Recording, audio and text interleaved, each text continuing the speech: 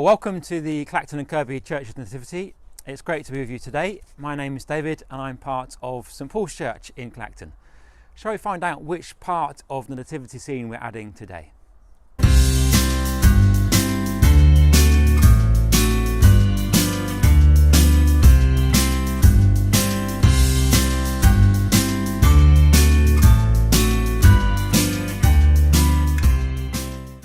So today we're going to add in to our nativity scene, to our stable scene, the first of our wise men.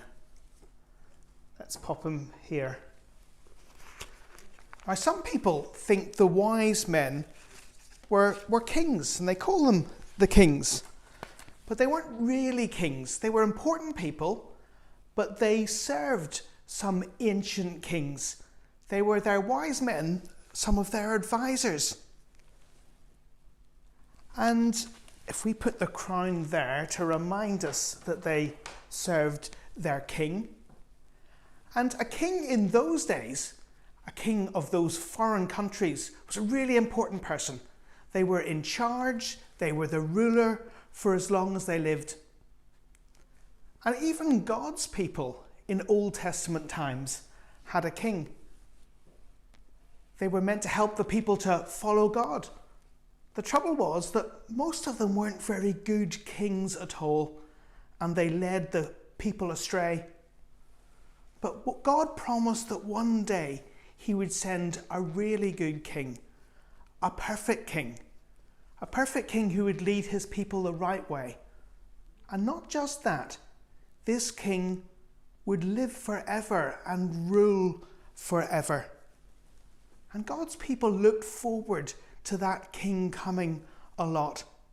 Let me read one of the prophecies, what one of the prophets said about this king. This is from Isaiah chapter 9. A child will be born to us. God will give a son to us. He will be responsible for leading the people. His name will be Wonderful Counselor, Powerful God, Father who lives forever, Prince of Peace. Power and peace will be in his kingdom. It will continue to grow. He will rule as king on David's throne and over David's kingdom. He will make it strong by ruling with goodness and fair judgment. He will rule it forever and ever. The Lord of heaven's armies will do this because of his strong love for his people. And the Bible tells us that Jesus was that king that God promised to send. Jesus was the king who would bring peace and righteousness and justice. And he was the king, he is the king who will reign and rule forever. And he's the one who really should have the crown. So let's say a prayer. Dear Jesus, you are the greatest King, you are the King of Kings and Lord of Lords. We praise you. Amen.